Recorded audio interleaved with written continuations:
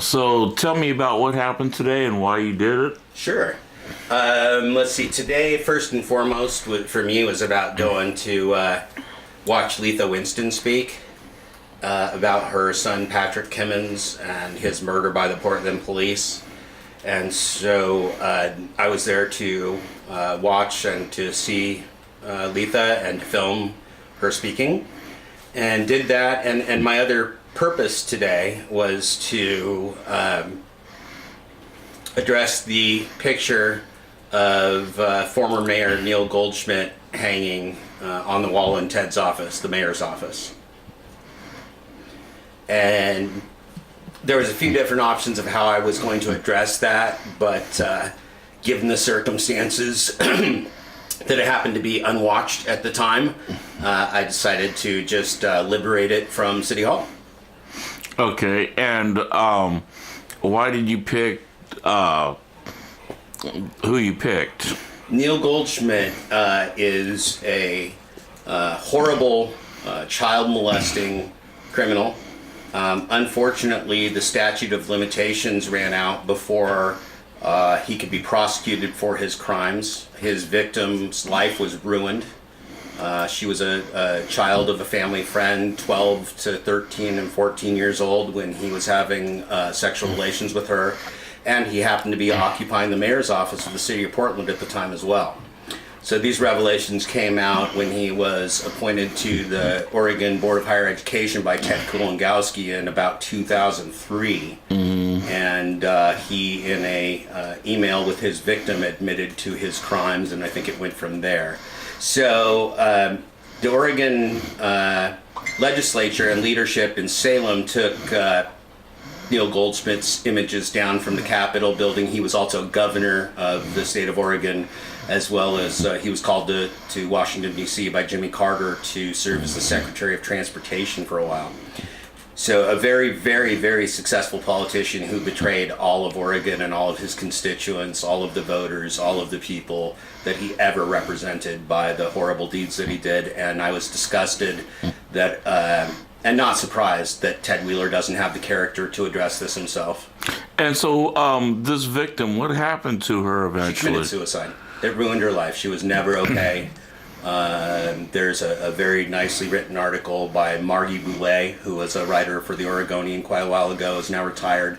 But you can still find that article in the Oregonian about how her life was destroyed and how she committed suicide in her 40s because of Mayor Neil Goldschmidt's abuse. And so I felt like it was necessary to make a statement to Ted that we're no longer going to tolerate his hypocrisy and his lies and his obfuscation and his police murder and all his bullshit, including his support of pedophiles like Terry Bean and Matt Hennessy and Neil Goldschmidt. There's a lot of pedophiles running around that fuck little girls and little boys, running around with the leadership of this city and hanging out with Ted, the other city councilors, and it's disgusting.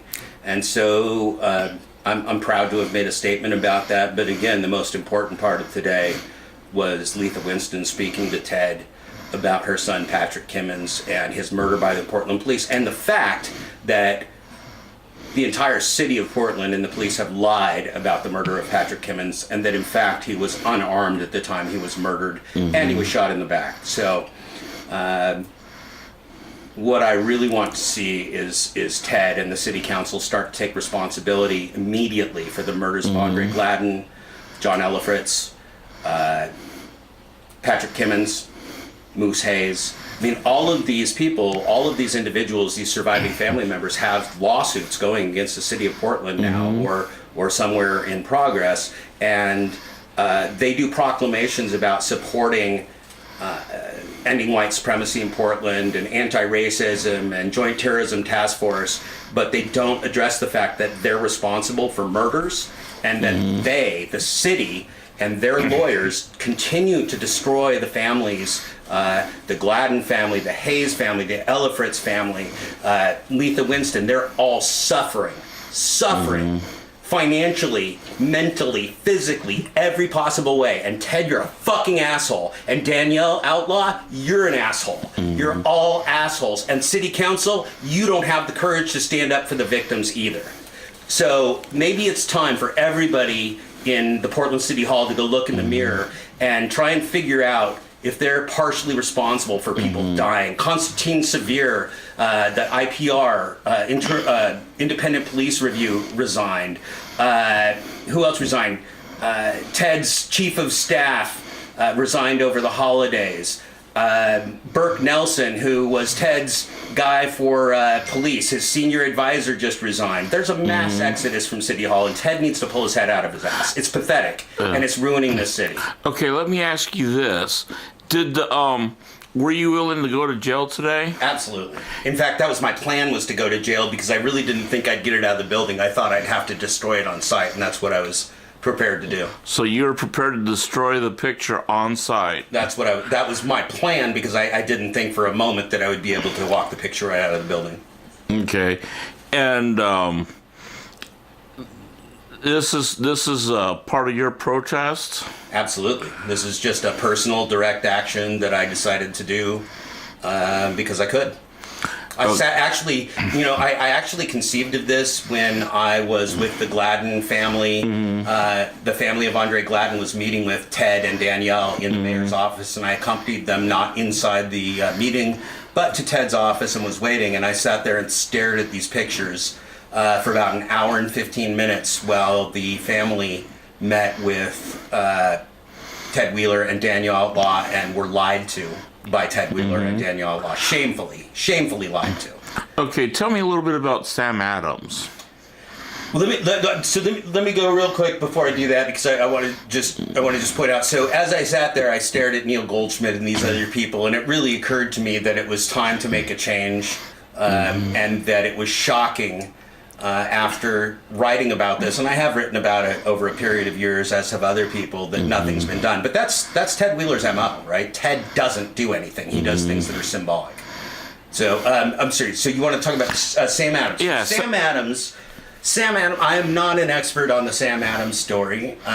However, I was around for it, know about it.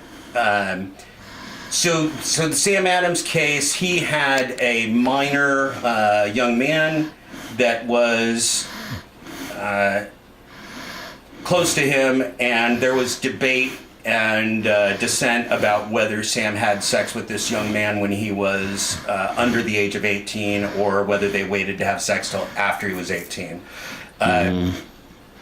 I honestly don't know the facts of that case. And yeah, Ted's still on the wall. There may be people that have a problem with that, and I think that's a valid debate. I mean, maybe that's something that the city council should take up, is their relationship with Sam Adams. And actually, G4S security and the overzealous security of City Hall was really instituted because Sam Adams had done some things that the public was very unhappy with, and protesters were continuing to come to City Hall. So the lockdown and the police state that we have at City Hall today is really due to that time period when Sam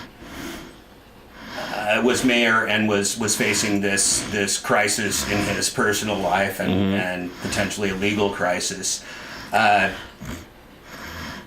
Since that happened, though, we continue to have major donors and major players in Portland politics that are clearly connected to sex crimes that were unprosecuted because they're wealthy. One of them is Pastor Matt Hennessy.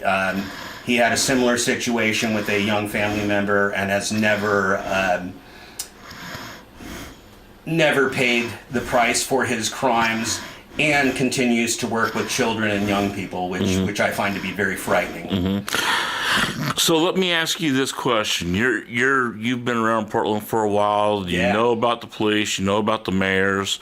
If you were thinking about moving to Portland and you had a wife and 2 little kids, would you feel comfortable with the police or the mayors walking through their school? No. Portland's a disaster right now.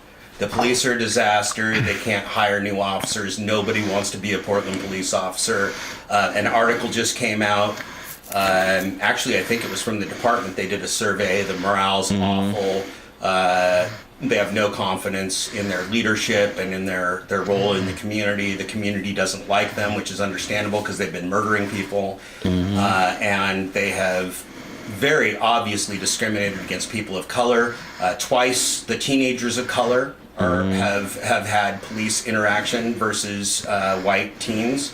Homeless accounted for 52% of the arrests in 2017, and they amounted to less than 3% of the population. We still don't have the 2018 statistics yet, but I'm sure they're going to be equally disgusting. So Portland has severe problems. We have a tent city all along the freeways, everywhere, angles, slopes, flats, everywhere there are tents, people sleeping, garbage. I've been around Oregon for over 50 years now, and we are in true crisis right now, and Ted's the wrong guy to lead. I don't see anybody stepping up from the city council to draw a line in the sand and stop the murder. And again, I want to really emphasize that we are paying for the city attorneys to fight the victims of police murder. We got two playing dogs behind us here. We are paying for the city attorneys to defend the city of Portland against the people that they've murdered. And I think that's really problematic. And again, I say to Ted and to Danielle, don't thank Letha Winston for testifying. Don't thank Donna Hayes for testifying. Don't thank Andre Gladden's family for coming.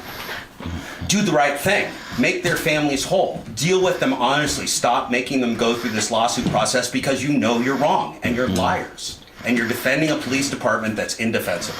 So thanks for asking the questions, Bob. Peace, everybody. All right.